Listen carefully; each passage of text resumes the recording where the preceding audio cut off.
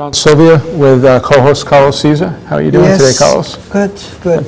And again, we're back. It's Tuesday night, 7 o'clock, and we're back on Channel 95 again with one more guest. Boa noite a todos. É terça-feira, 7 da noite. Cá estamos de volta novamente para falar de notícias da sua vizinhança. Como tem acontecido no passado, hoje temos mais um convidado novamente e desta vez é o chefe da polícia que vai ser o nosso convidado e por meia hora nós vamos falar com o nosso convidado. Okay. Again, so see the Portuguese-speaking folks knew before. If he spoke English, he was going to be with us, right? Yes. So see, we get the heads up. Just told them that, like happened on the past. Yep. We have a guest every show. We have a guest. It's again 7 o'clock Tuesday nights, and we're back. And today we have the Chief Racine with us. Yeah, welcome. Glad to be here. Bem-vindos. Thank you. We can start out by asking. Basically, the neighborhood groups I know are a lot more involved now, and I personally have had this experience where I didn't have a lot of interaction with the police, and I feel now when I did have an interaction, it might have been when I got a speeding ticket or something like that, where now you get to meet people one-on-one, and a relationship is starting to evolve. And has that changed in police work over the last few years, you think? And it certainly has. The philosophy of the Florida Police is to build bridges and not walls. So it's important for us to know the people that we're serving. And we look at the people that we're serving as customers, and we provide a product called public safety. So it's important for us to understand what exactly their needs are, what exactly their concerns are. And the best way to do that is to sit down with people and speak to them like we're doing here and have face-to-face contacts and ensure that we're policing the way that they want to be policed. The issues that are important to them are issues that are important to us, and it wasn't always like that. There was a time when policing, actually the philosophy was, and police officers were taught to be standoffish and not to be involved with the public, and that was called the professional model, the Joe Friday, Adam 12, yes ma'am, just the facts. And that seems professional. It was called the professional model, but in my view, and the view of the practitioners of law enforcement today, it's not professional because we're not clear on what the community is needing. We don't have our finger on the pulse. Mm-hmm. So today, I think what's going on in this city is the proper way to police. We're actually listening to the public. It's sort of going to the doctor, and you go to the doctor and you're telling the doctor you have symptoms, you have a bellyache, and he starts examining your head. Well, he's not listening to you. Yes. So we need to do the same thing. We have to listen to not our patients, but our customers. Mm-hmm. And you think they're not afraid today to report something to a police officer? There's always concern about reporting things, and we have ways of doing that. In particular, violent crime, we have anonymous tip lines, and we have ways of getting in touch with detectives, and your confidentiality is protected. But generally, reporting things in the neighborhood groups, and you know this very well, are comfortable sitting down with us and telling us what's going on. Mm-hmm. So that relationship is there. And if it's a sensitive issue that they're concerned about saying something in public, they know exactly how to tell us in private. Mm-hmm. So we make ourselves available publicly and privately. I know the involvement, and for years you've been involved with neighborhoods, and going back to Kathy Assard's time, you were very involved with the Flint, and you participate in meetings that Kathy was given and everything. It was one of the things that going back when we picked Chief Racine was the resume, not just the resume that looked like a book. I had to go back to school to read through all those pages, and I didn't understand half of it. But even back then, you were involved. What did you think is the participation of the neighborhoods from 15 years ago and the neighborhoods now?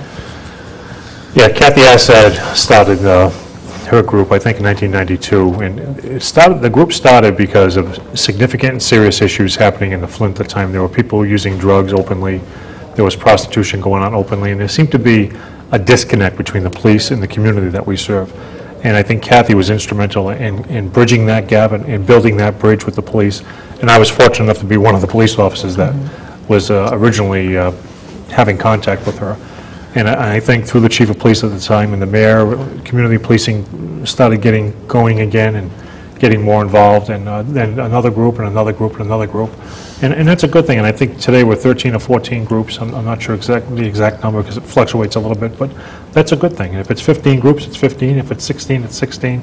Obviously, our resources can get drawn out a little bit, but that's okay too. That's a problem I like to have. Exactly. And now with the participation of the police, giving reports at all these meetings, I mean, every day it's a neighborhood meeting. Sure. That must be tough for your department trying to give the service to these neighborhoods. It can be. Scheduling can be difficult. There's only so many people that can go to the meetings. We need so many people that can respond to emergencies. And obviously, we think we can respond to emergencies better if we prevent the emergencies in the first place. And we think the best way to do that is sit down with the neighborhood groups and understand what's going on in the neighborhood. And again, getting the right information, not just information, but the right information. And what's going on in the Flint is different what's going on in Niagara and what's going on in Corky Row. Every neighborhood is different. That's why Fall River is unique to police, because it's, even though it's a big city, it's like a bunch of small towns, and the neighborhood groups are the small towns. So it's an interesting place to police. And what do you think is the difference, and if it's a need, because we have 2 neighborhood crime watch on the city now. You really need see a need of a neighborhood crime watch? I don't know if there's a need for anything. I think when you have community participating, however they want to participate, I'm okay with that. I'm always concerned about vigilantism, and we don't have any of that going on. Certainly not. Every now and again you hear of issues going on. In Florida, just recently there was something in the news. We don't have those issues. I think what we're seeing here in Fall River is the people getting involved, being part of the solution, not doing anything beyond the parameters of that, and that's fine with me. And it's this neighborhoods crime watch. Are they doing any kind of training with the police? How they should? I'm not aware of any training. I'm sure they have the same access that you all have. And I would think that's probably their informal training.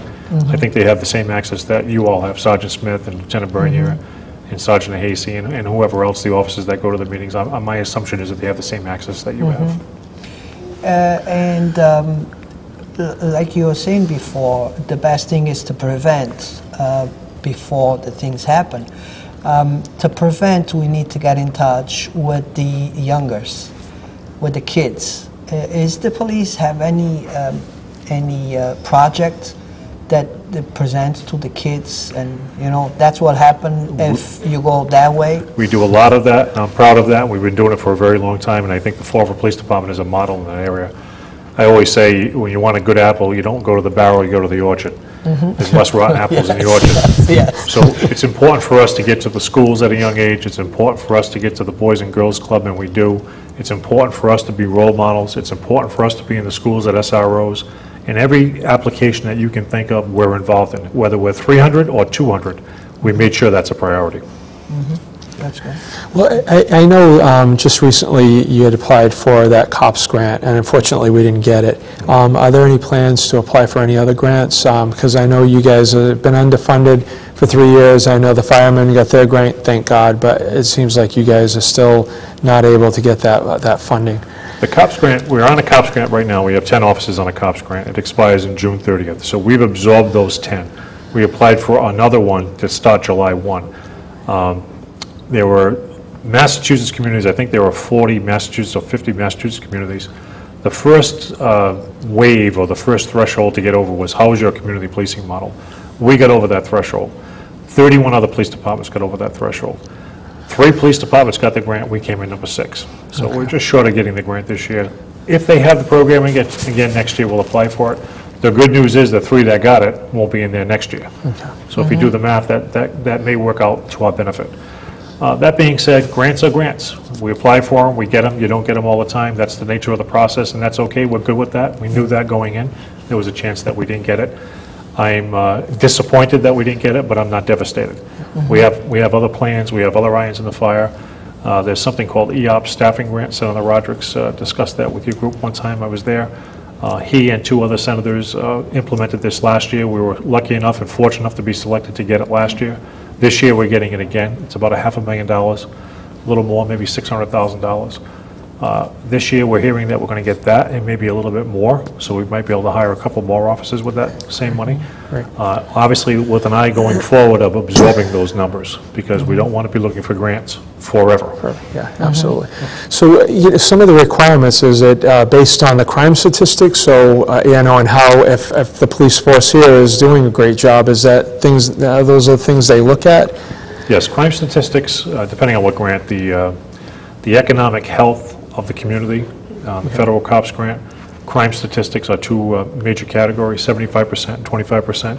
You have to get over the community policing hurdle first. If you're not doing community policing, you don't go to the next round. Okay. So we're able to get over that hurdle easily because our community policing, as you well know, is probably second to none. Great, yep. So we get over that hurdle. But once we get into the other statistics, you're competing with other communities that are also having difficulties, that also have crime. It could have more crime than us, could be on less of equal footing in terms of economics.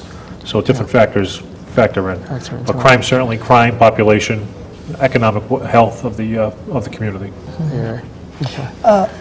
About the building, are you satisfied with the building that we have now for the police?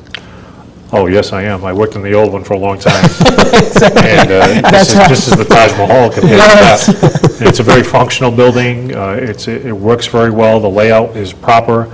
Everything's where it needs to be. It's a safe building. It's a good, strong building.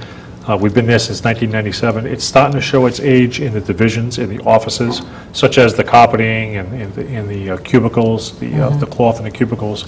If it was private industry, it would have been done probably already, but this is government, we're a little bit slower. Exactly. So I have some plans afoot, working with the city administrator to try to start doing one division or one office per year. Yes. It's a capital outlay plan. Yes. Just to make sure that we don't let the building go into disrepair, because the Exactly. bricks and mortar are excellent, but we have to make sure the place looks good too. Exactly. It doesn't happen what happens to the schools, that we just wake up 30 years after and we never put...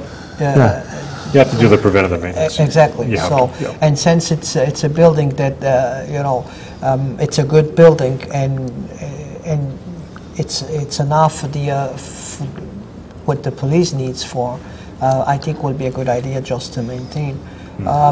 You just got new equipment too. I saw a show last month about the equipment. Do you want to mention a little bit? Well, we got a lot. You're referring to the firearms, I'm assuming? Yes. Yeah. There's other equipment that we got too. The firearms that we had prior were 9mm Smith & Wesson pistols, and we got them in, I believe, 1994, and they were starting to show their age. It was time to replace them.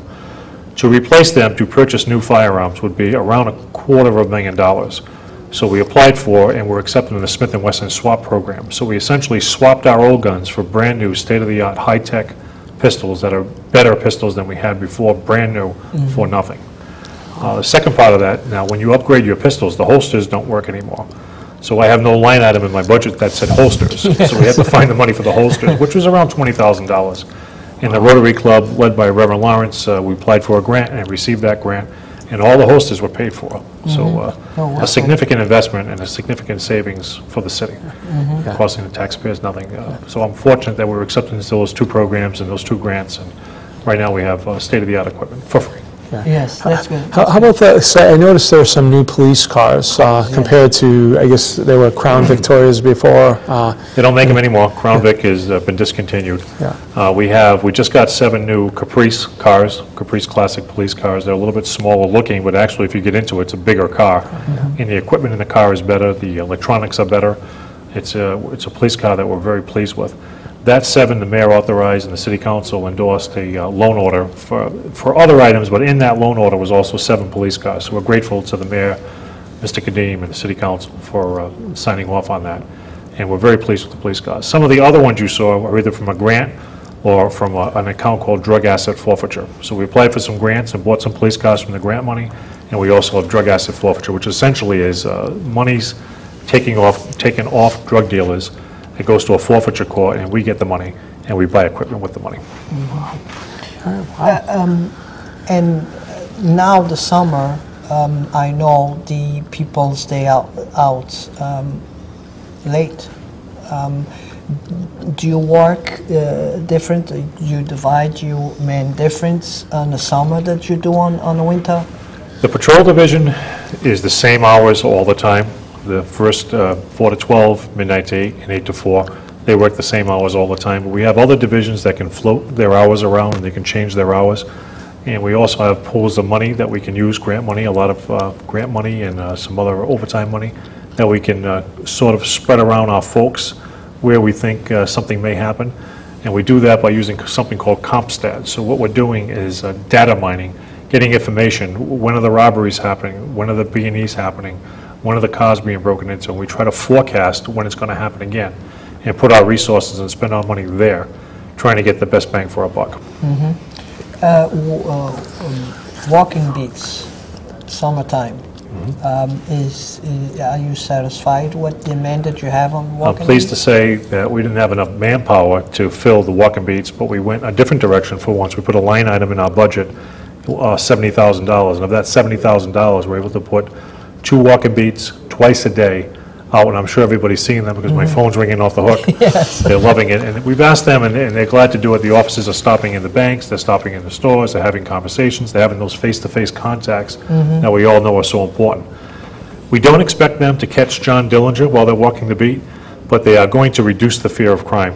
There's no doubt about it, and they're doing exactly that. So these walking beats are 100% effective in reducing the fear of crime, and that's exactly what they're doing. And my feedback, and I hope yours is as well, I know you have business in the Flint. Yes, that yes. It's a positive interaction. It is, because I feel bad for one particular bank on Pleasant Street.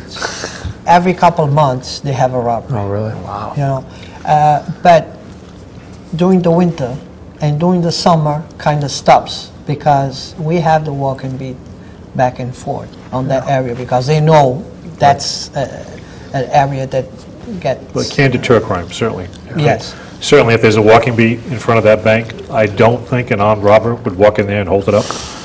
Because if he does, he probably shouldn't go to jail, he should go to a psych ward. Well, there are those things on TV, the bloopers, where there is the Yes. stupidest criminal, so I mean, it is out there, it is out there.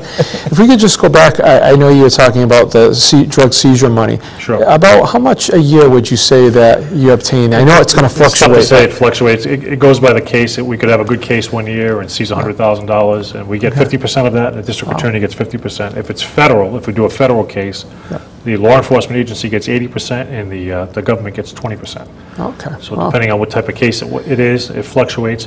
As soon as we get the money, we spend it, though. Oh, okay. Well, so it's There's plenty kind of equipment needs. so it's good and bad. You don't want those kind of Yeah. cases here. However, it's nice to get the money, right? Well, those cases happen, oftentimes they're multi-jurisdictional, multi-state. So the Fall River Police could be a part of the puzzle. It could be Hartford Police in Connecticut, it could be California. So it may not be happening, the drug operation may not be happening in Fall River, but we have a part of the investigation, so we receive a portion of the funds. How much, I mean, I only know this by reading the paper, and I might be off base a little bit, but I know between Providence and the Cape, this is almost like an area where the drugs go back and forth between New York, and I only know when I worked in Providence, at times you'd see people on the side of the road being arrested. That's a big part of our problem. You think in this city, the drug problem? Most urban areas, even in suburban areas, generally crime is fueled by drugs, in particular violent crime. Violent crime is fueled by drugs, there's no question about that. Drugs come generally from port cities, and they're either flown in or trafficked in by cars. So once you get the port city, generally cars take the drugs from the port cities and drive them into cities like Fall River, New Bedford, Brockton, and the suburban areas around us. So this is something that we're aware of. Obviously, catching them is more difficult than it seems. We do catch them, as you see, on the highway, but you often need inside information to figure out how the operation works. In the between Fall River and New Bedford, you think we have the same kind of problems? I think every city is different. We have similar problems because the cities are so similar. The population is very similar. The crime statistics are very similar. Every year we look at crime statistics for cities around 100,000, 90 to 110 or so. Obviously, we're both in that neighborhood. Lynn, Lawrence, Lowell, these are the cities that we look at, Brockton. I think just like our issues in our neighborhoods are different, I think it's not fair to say that New Bedford and Fall River's crime are the same as well. Well, we may have robberies and they have robberies, I mean, that's obviously the same, but why are the robberies happening? And there's a lot of nuances that I think every community is different. That's why it's so important to have these type of relationships with the community so that we know what's going on. But we know our crime stats are similar to New Bedford, yes. And in quantity of men, do we have the same as New Bedford? We do not. No? At present, I have 205 officers. At present, the New Bedford Police have 265. Wow. So they have 65 more officers at present. It's a big difference. It's a significant difference. It's always been close. Yes. Mind you, I think the Economics Times hit us a little bit harder than them for whatever reason. I don't know why. But they did lose some officers, but not as many as we did. So, and I think this was in the paper a few weeks back about the crime, where the people were afraid of, crime, the perception is reality. I know you've said that. How would you say, compared to the other gateway cities like Lynn, Lowell, we're pretty even with New Bedford, but, compared to Brockton and those, would we? Well, I certainly don't want to cast aspersions on any other community, but I think the fear of crime in Fall River is under control. It's something that we can control. We're still in a position where it's still a livable place. You can still go to the parks and playgrounds. Do you have to know where you're going? Yes, you do. Certainly, you should be in tune to what's going on around you. Yeah. It's a city. It's an urban environment. And obviously, we're working hard to make it crime-free, but that's a tall toll. Yeah. That's a difficult task to make it crime-free. So even the most wealthy communities are not crime-free. Absolutely. Absolutely, yes. And the response to an accident, you think that because sometimes we hear that I call the police, they talk 1 hour to come. You think that's something that we should worry about at all? Well, we wish our response times were quicker, but our response times, because of our manpower, we just gave you an example of New Yes. Bedford, 265, Exactly. Fall River, 200, 205. Obviously, we have to prioritize the calls that we go on. So a shooting is going to go to the top of the stack of calls to be dispatched, as opposed to a barking dog. Although the barking dog to that person is very, very important, and we get that, and we teach our officers that, the reality is there's only so many officers, the number is finite, and the calls are more than the officers. So we have more calls to respond to than the officers that are working. So we have to prioritize the calls. So if it's not a busy night with a lot of violent crime or a lot of major incidents, your probably response times are going to be better. What would you recommend, to call the police number or call the 911? Well, you call 911 if it's an emergency. Certainly a barking dog, you would not call 911. If people call 911, they're tying up the 911 line, and there's only so many 911 lines. And if somebody really needs the help of the police, the fire, or the EMS, and the lines are tied up, they can't get through. So when people need emergency services, they need emergency services now. So we try to keep the 911 lines for emergencies only. So call the regular number, 676-8511, and tell them what your issue is, and they'll get there. We ask people to be patient, and for the most part, people And other than that, besides the accidents, everybody that calls for service, calls an ambulance, the police cruiser has to go to the scene, right? Has to go to that residence. So it must be tough, to try to which one goes first, Should I go to this 911 or should Well, I? in Fall River, the Fall River Police do all 911. All dispatching comes from the Fall River Police. So we dispatch fire, we dispatch EMS, and we dispatch police. All your calls go to one central location, and then we determine who needs to go, and it could be all three. It's a possibility. Some calls require all three. And it could require other resources, too. It could require a boat, and we have that ability, too. It could require divers. We have that ability. So they determine what they need, and they dispatch what they need. So if I'm going to give you an example, if my father is not feeling well, I call the ambulance. The police goes there. It depends. If it seems like a routine ambulance call, the ambulance could go on their own. If it seems like it's something that require police attention, it could be an assault, something of that nature, the police will go. Okay. And they could clear once they get there. Again, we're trying to keep them clear so we can answer the other calls. Exactly. Yeah. But if the cruiser follows the ambulance to the emergency, Yeah. then we have something serious. Yeah, if they continue on with the ambulance, it's probably serious. It would probably require some type of an investigation. Otherwise, they wouldn't do that. If it looks like a routine rescue call, somebody's ill or hurt, rescue will take the call. They know what they're doing. They're very, very good at it, and they do a great job, and they'll take it on their own. If it requires some type of investigation or there's some form of suspicion taking place because of the ambulance call, the police will continue on with the ambulance. Could you, the number of calls that you get, say, per year and month, what are those run on average so everybody can know how busy? Because I've heard, you folks are very busy. On average, what would you say the number of calls you get? And I know it's going to fluctuate. Yeah, I think it's around 70 or 80,000 a year, calls that we answer. So what would a city, is that pretty on target with other cities that size? I think it is, depending on how they calculate their calls, but I think that's pretty consistent. Yes. Okay. All right, wow, all right. That's so, that's probably a testament, too, that you guys are organizing this, appropriately, too. Yes. So that's it's a challenge every day, I have to admit, and that's why I give them a lot of credit. It is a challenge because you never know what's going to happen the next hour.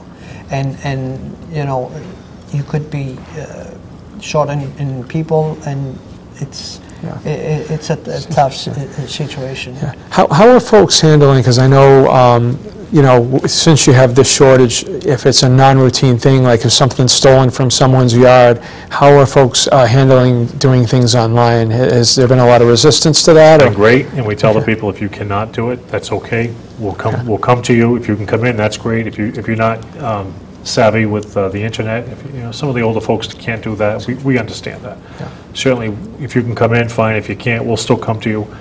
People have been great. They really have been great. The online reporting, nowadays, that's what people do. They do their banking online, and they're not intimidated by the online reporting, and they realize they only need a report for the purpose of insurance.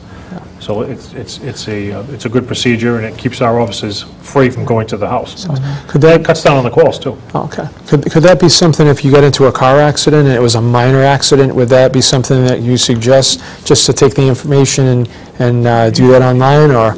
You cannot do that online, but you could always do your own forms. You could always, under a certain figure, I think it's $1,000, you could always do your own forms. But generally, if you call, they can give you that advice on the scene, or they'll take the report. That's something, people have been doing that for a long time. They can report their own accident to their own insurance company, and they call it the white form in the old days. I don't know what they say nowadays, but that's what they used to say. You could always do that if it's under $1,000, but generally, if you call us, we'll take the report. Okay, great. So we getting at the end of our show, and again, one more week when Went by.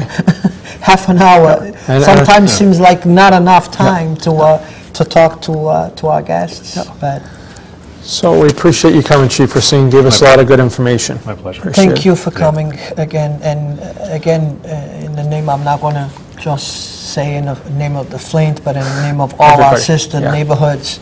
You guys are doing a very good job Absolutely. with whatever you have to work with, and anything again that we could help the police department with, we be here, and Absolutely. we hold the hands together to help you guys all the way. Well, thank you for that, and we enjoy serving you, and it really is a labor of love. Thank you. Thank you. Thank you. And That's next it. week, 7 o'clock, we'll be here again to do all over. Okay, have a good night. Have a good night.